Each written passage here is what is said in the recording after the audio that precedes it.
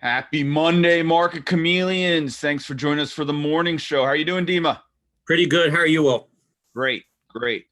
Listen, Good. before we get started, a couple housekeeping notes. I posted a link to our webinar series this evening at 6 p.m. Dimitri's going to get into the trading cards and how they work. I'm also going to post a link to the Zoom meeting, which we are processing to the YouTube Live in case your screen is funny. And with that, Dima, do you want to start with the disclaimer? Yep. And good morning, everyone. Thanks for joining us. Let's go really quickly. Will's gonna bring up the disclaimers. Keep in mind, everyone, Will and I, Market Chameleon, we're not registered investment advisors. We're not broker dealers. We're not telling you what to do. We're just sharing ideas. If you need professional help, then contact your registered investment advisor or call your broker. They should be able to help you answer any questions. There's the disclaimer, everyone. And great job. With that, let's take a look at what's going on today. I think before we start, some things to keep in mind that we're going to be hearing, I think, from the Fed, how the Fed speaks sometimes, and maybe they say something about the economy. So I think for this week, there was like a big lineup of Fed speakers. So keep that in mind.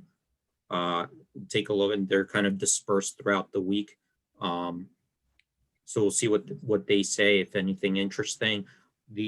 Looks like today, this morning, we'll start out with the pre-market report. If you guys are joining us for the first time, these are stocks that are trading in the pre-market hours, got the most active, biggest percentage gainers, biggest percentage decliners. We'll talk about them for a little bit. We'll see if there's any earnings coming up that are interesting. We'll take a look at some of the order flow and how that looked on Friday. And maybe we'll take a look at some straddles, see volatility plays in a potentially volatile market. So let's just start with the pre-market report. Let's take a look at stocks that are 20 billion or higher. I'm going to use that filter. And as we could see here in the percentage gainers, I got 4 of them right now: Oracle, Tesla, ROKU, Walmart. There's like 117 decliners. So looks like a very negative start, obviously, to the trading day. I think what's going on is Oracle and Walmart, are they still in the run for the TikTok? Well, it was Walmart was going to partner with Microsoft. Oracle is alone at this point, I think, unless that's changed. But no, Trump backed away from his demands to, that were going to happen on Sunday. So I think that's part of it. So Oracle's probably back in play. Okay. All right. So that's up. Tesla up 2%. They're going to have their battery day coming up, right? They're going to talk about their new battery. I think that's either tomorrow or after tomorrow. I got to take a look. Then Roku's up 1.6%. Let me take a look at if there's some news in Roku. But I know. Do you have Roku on your TV? I do not. I have That's a pretty cool experience with Roku. Yeah, so that's a pretty cool technology. It's like a operating system on your TV, and you get all these channels. It's almost like I don't know if it could replace cable, but you get all those channels on your smart TV that you could stream through the internet. 117 stocks that are lower today. Let's just unfilter this report and see if anything jumps up to the top. So don't see anything like crazy moving today. And if there's no questions about the pre-market specifically in the morning right now. I mean, we see that big news that was in Nikola and what happened there, like a short seller wrote some kind of a report to the SEC or something like that. Is that what happened? And then the CEO resigned? Well, he didn't. He stepped down from his board position and his CEO position. He's a major shareholder. I mean, he was touted as the next Elon. He was the Elon Musk for that company, and losing him is interesting. And that obviously is showing that these short sellers who wrote the report about Nikola were correct. Actually, we do have some insight from some of the chameleons on the chat, and they are saying that Walmart and Oracle are partnering together. So I was wrong, and it sounds like you were right, D. So Yeah, that's a move that's changed, I guess, the TikTok. so that's still right. So that's still in play. We'll see how that goes. That's a interesting story. Just keeps going. So we'll see how that plays out. Right now, if there are nothing in particular in the pre-market report, I mean, it looks kind of negative. I'm going to go through a couple reports just to see how the order flow was moving around as of Friday's close, and then maybe we'll take a look at straddles, which we haven't. I don't think we've done that, or in a while we haven't done that on this show, and that's basically on volatility. Let's take a look at how the order imbalance was as of Friday's close. So these are market on close order imbalances, buy orders versus sell orders.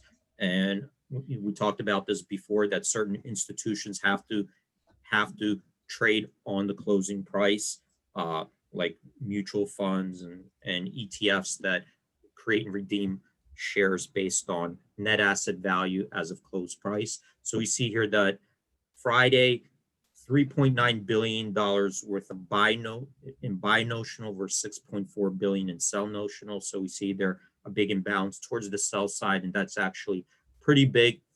In notional terms, that's pretty large on both sides. So anytime you get above like 2 billion, that's already getting above that, like what you see on average.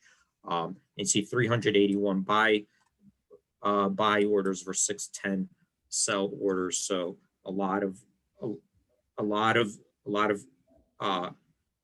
creation redemption on Friday, mostly to the sell side. Let's take a look also. I'm going to take a look at QQQ. That's the NASDAQ, and I'm going to just take a look at how the option order flow was on Friday, because I was starting to see like a lot more bearish signals in these ETFs. So we see here that as of Friday, these are looking at bullish call buying versus bearish put buying. So it ignores any type of complex orders like straddles, strangles. It's just looking at straight call buying, straight put buying, single legged orders. So $109 million worth of bearish put buying versus $44 million worth of bullish call buying. So that's 71% versus 29% bullish call buying, and that compares to 30-day average of $76 million worth of bearish put buying versus $42 million worth of bullish call buying, and a 5-day average of $86 million worth of bearish put buying versus $40 million worth of bullish call buying. So you could see here that kind of just started to accelerate right above those averages on Friday. So we'll see how it is today. And I think we're just kind of we were running up for a long time. Valuations started getting very high. Maybe we're just kind of coming back down to earth in a lot of these stocks that were high flyers, and they're coming back down, correcting themselves. So that's what we might be seeing here. Another report. Let's take a look actually. And I did see note that, and I put one on our forum, that I did see that also in Apple. So that kind of reverse. So in Apple, you usually see more bullish call buying and than bearish put buying, and that's just like the normal order flow that you usually see in Apple. And all of a sudden on Friday, we saw that kind of reverse, where there was more bearish put buying versus bullish call buying. So maybe that's just shown that for now the sentiment, in the short term turn negative.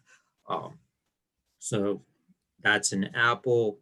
Do we just look at SPY? I think D, you just mentioned your the piece you put in the forum. Can you just show the people how to go to the forum, and then actually how to access the chat? Because Jake and I were having a little conversation on Friday, and the chat that goes on in the YouTube morning show is so interesting. It'd be cool if it carried over during the day. I just want everyone to be aware that there's now a chat a live chat feature available on Market Chameleon. Yep. So we just added this forum, and this was really because we've been getting a lot of requests to add a forum. So you guys have a chance to interact, learn from each other, share news, or, you know, ask questions. And the whole idea behind it is that as a group, you'll be able to help each other out and find more information about trading options, about trading stocks. So here's the forum. When I clicked over to it, we're using right now, we just added it. It's like a third party software that we've integrated. So we're testing it out. You click on it, you're at the forum. So we just added these two: bullish stock ideas, bearish stock ideas. And then in a general, if people just kind of start asking questions, put them in there, and I try to read, you know, a couple times a day. I try to go in there and see if what questions people are asking. I try to answer the other people are answering them as well. But I'm going to come back here, and you said to show, I think where the chat is. If you click on this little bar over here, see over here, chat, you go into that. Let's see, take a look. So go in there. I guess you could create, this is a general one, see online. I think you could even like compose a message to people, create your own chat room. So I think it's a pretty powerful tool that we're using, and hopefully you guys benefit from it, because again, we added this due to user requests. So we'll see. Let me close that. So again, the chat, you just open this up over here, and it's in here in this menu. Thanks, Steve. That's awesome. Yep. Let's see, since we're, let's see what options were moving on Friday. So let's take a look at the implied volatility movers. So these are looking at the different expirations for each stock. As you could see over here, what the implied volatility did. So this is the implied volatility. If it was up or down by how much. This is the option volume. So here, the first one that popped up, GNUS. This is just a dollar stock, but just to go over what's going on here, this is the September 25th expiration. This is the money volatility. This is the money volatility change on Friday. This is the amount of option volume traded on that expiration. Here, let's go down here, ACB over here. This is taking the money straddle, converting it to a percentage move up or down. So this is the expected move from now to that expiration, September 25th. So let's just say 5 days to go. The straddle's implying a 22.4% move. This is shown historically in the last 6 years. What does it move on average in a 5-day period? So we see here 27.3. So this is comparing the ratio, taking the implied move, dividing it by the historical average. So see here, 0.8. That's implying that the implied move is below that historical average. This is showing the max move in a 5-day period in this stock. And same thing, taking that ratio, the implied move compared to the historical max move. So let's use this right now just to do a couple screens here. And what we could do is just take a look at, let's look at stocks let's look at expirations expiring in the next 30 days. Let's take a look at the ones that the implied move. So this implied move would be below the historical average, just to see if we could find any potentially underpriced straddles. So I'm going to use this over here, that ratio, the implied versus average move, is below 1. See how I did that? Below 1. So here, ACB, $6.5 stock, September 25th. We see that implied volatility, that's pretty high. It traded 6,664 contracts. The implied move in that stock 22.4%, historical average 27.3, which is 0.8 or 80% of that historical average. High move 126%. Let's take a look by market cap. So Verizon here, October 2nd, we see that implied volatility is 16.3, down 2.1% on the day, with volume of 1,176 contracts traded on that expiration. The straddle is implying a move of 2.6%, which is right at the historical average, 2.6%. So that's right at that average. Same thing, AT&T in the same business, September 25th expiration, that implied volatility was 16.6, up 1.2% on 16,066 contracts. The implied move according to the straddles 1.9% versus a historical average of 1.9, so right at that historical average. Abbott Labs, that's looking at October 16th expiration. At the money IV is 26.5. That's down 3.6% on 1,534 shares. That is implying a move of 6% versus a historical average of 6.8%. So that's 0.9% of that historical average. High move is 44.7%. I think this is ABV. That's also that's a, let me see, drug manufacturer in the healthcare. Let's take a look here. So 3 of them came up September 25th, expiring this week. At the money IV 22.3, that's down 5.4% on Friday, with 3,758 contracts trading on that expiration. Implied move on that is 2.5% in either direction. Historical average 2.8%, that's 0.9, giving it a 0.9 ratio versus the historical average. Let's take a look at financials. You know what? Let's take a look at the financials. Actually, that's interesting. You're looking at the financials. We did have a comment on the YouTube chat. I know that they're having the stress test is being released, is what's being said. And also there was a report that came out about some real crazy money moves between the banks, maybe laundering related. So yeah, so let's take a look at that. Here's another one we could do, is do a screen by just straddles. Oops. So let's take a look at straddles. I'm going to take a look at our presets. Let's take a look at undervalued straddles just to see what pops up. Now, here I'm using 6 years of data, but we could also change that to 2 years. And the reason I'm doing is just to see what's showing up using more recent data. So in the last 6 years, there could have been a lot of the volatility changes a little bit over time. So I'm going to narrow it down just to the last 2 years of data to make a comparison. So let's take a look what popped up in there. So I see Taiwan Semiconductor. That's looking at the October 16th straddle. That's going to cover earnings. So this is looking at an earnings move. Right now, the market price is $7.25. We think that straddle is worth $9.72. So that's giving you a 34% edge historically, with a 75% probability of success or win rate. SPY, that filtered out the October 21 expiration, the 332 strike. So that straddle went out at $17.32. We think it's worth $18.31. That's a 5.7% edge with a historical win rate of 47.6%.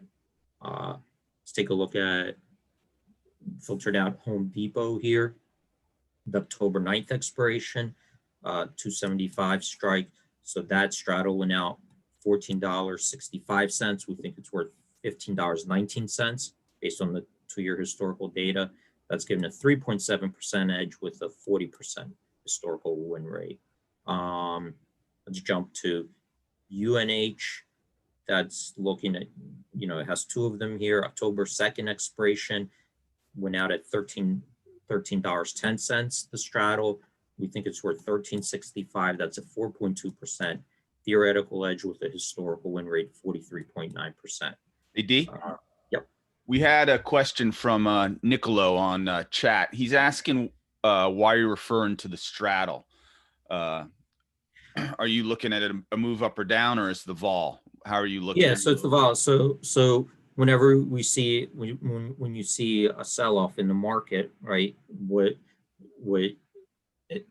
does a sell-off do? It could, if it keeps accelerating, the volatility goes up, right? So if a sell-off continues, what you'll see is that volatility will go up and stocks start to move faster to the downside than they do to the upside. So you just look at, if you're not, you know, if you're looking at volatility, you're looking at a straddle in either direction, up or down, right? Or there could be a big snap back to the upside as well, or to the downside. So that's why I'm just looking at a straddle. Either way, there's two ways to win on a straddle, right? The move and the implied volatility going up. So if it usually historically, if it goes down, the implied volatility goes up, and also it could accelerate to the downside. Now, as a professional trader, you could also hedge your deltas, right? So as it's moving around, one thing that you can do is hedge your deltas and trade your gamma. But a straddle is looking at a volatility.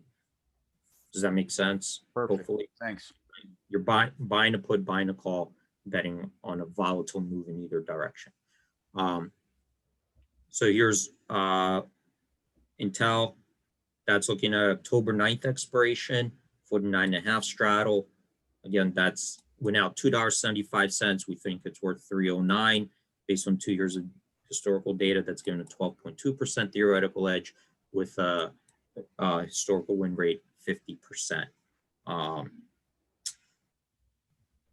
You know, when you we have another question, and I let everyone know we are having a complete webinar series where I'm assuming we'll talk a little bit about the win rate tonight on the trade card. So we did have a question from Ben on the chat. He says, what is the win when you say win rate? So the win rate is, so there's two things. There's a theoretical edge, and then there's a win rate. Win rate is just the frequency of times. So historically, right, if you were to do this straddle historically and held it to expiration, how many times, right, if you did it for these prices, held it to expiration, how many times would have it been ended up being profitable? How many times, that's the win, you know, and how many times it would end up being a loss. So here, let's load the strategy. So here's the win rate, right? Like here, this is a straddle, right? This is a straddle, and what you're looking at is 2 years of data with a 15-day hold period. So after 15 days, or here you're buying this straddle, $2.75, right? Long at the money straddle. Stock price $49.75. You have 15 trading days to go. So if the stock moves below more than 6% to the downside based on the straddle, that's when you, at expiration, that's when you make money. If it moves above 5% at expiration, you make money. Anywhere in between, then you lose money, right? So that's what this is saying. How often did the stock move down by more than 6% in 15 days? Well, that happened to the downside. That happened 20.8% of the time, right? That was the average end value, $4.79. How many times did it end up in 15 trading days, the stock go up by more than 5%? That happened 29.2% of the time historically for an average price of $4.54. So you would win 29.2% of the time historically. Even if you made profits by penny, 29.2% of the time it moved enough to the upside for you to make money. 20.8% of the time it moved enough for you to make money to that downside. That's how you get that 50% right here. In between, the other 50% would have been a loss for average value of $1.53. Does that help answer their question? Super helpful. Right. So remember, win rate is just the frequency of times you would win. That doesn't mean the theoretical edge is comparing the average value over a long period of time versus today's value. That's how you would compare it. And we're going to go over that tonight. If you're interested in more detail, we're going to go over that tonight with the trade cards. And there's lots of videos on there as well. Like, you know, I've done lots of videos on this. All the more reason to subscribe to the YouTube channel. Yep. So if you guys want, you'll be able to look up theoretical edge, theoretical win rate, you know, on our YouTube channel. There's a bunch of video guides on that. But we're going to go over that today at 6 o'clock. 6 p.m. Yep. So we're going to go over that again, 6 p.m. Eastern. Let's take a look. If you could take a look, D, we did have one question. I know you haven't done anything on the earnings, but someone was asking about Nike earnings is tomorrow. If there's anything Chameleon is showing. Okay, yeah, let's take a look at Nike. So Nike is tomorrow after the market closed. Let's take a look at historical moves in Nike. So this is so we're going to take a look at it from two perspectives. The implied move versus the historical move. And then we're going to take a look at it from the implied volatility. What was the implied volatility before the day before earnings compared to the day after earnings? So so let's first take a look at this chart. And let me explain what this chart is doing. You got these bars here. You see up bar and down bar. So you got a 0% here.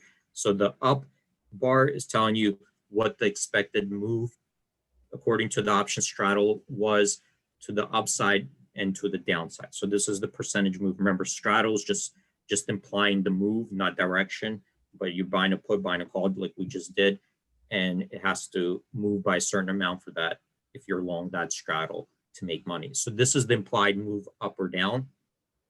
These bar, the red one, that's the actual move to the downside of the stock. The green one, that's the actual move of the stock to the upside. So we're comparing what the options implied versus what the stock actually did the next day. So the one I'm hovering over right now, that's March 24th. After the market closed, Nike reported earnings. It was up 9.2%. That's what the stock actually did. The straddle was implying a move of 11.6% in either direction. So in this situation, the magnitude of the move did not exceed what the straddle price was pricing in. Over here, you see June 28th, 2018, after the market closed, Nike was up 11.1%. The straddle itself was implying a move of 4.7% in either direction. So that move actually broke right through the straddle. So if you sold that call and that put, you would have lost money. If you bought the call and the put before, you would have made money. So that move was more than 2 times what was predicted. So let's take a look at historically. This is what happened. 75% of the time, the straddle was overestimating the move, meaning the straddle was priced more than the actual move 75% of the time. The average of the implied moves heading into earnings was up or down 5.7%. The average of the actual moves was 4.4%. So you could see there 2.3% differential between the implied move versus the realized move. Okay, so that's the historical averages. So as you could see here, if you're buying the straddle, it was a winner only 44% of the time, for an average loss of 12% being long that straddle. So that's Nike from the actual move versus the implied move historically. Let's take a look at the implied vols. So the implied vols, we're going to take a look at implied volatility with 30 trading days to go to expiration, not the near term, but 30 trading days to go. The reason we're doing this is usually where people are playing calendar spreads, because the very short term options, remember, they have more gamma, so they're pricing in the move, mostly the move in the very short term.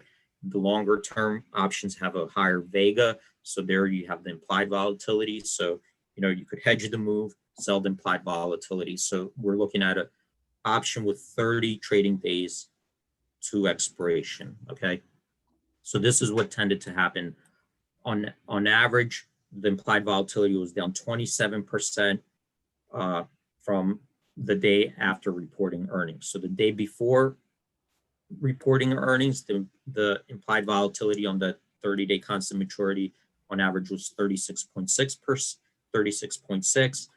The day after reporting earnings, the average of the implied volatilities was 27.5.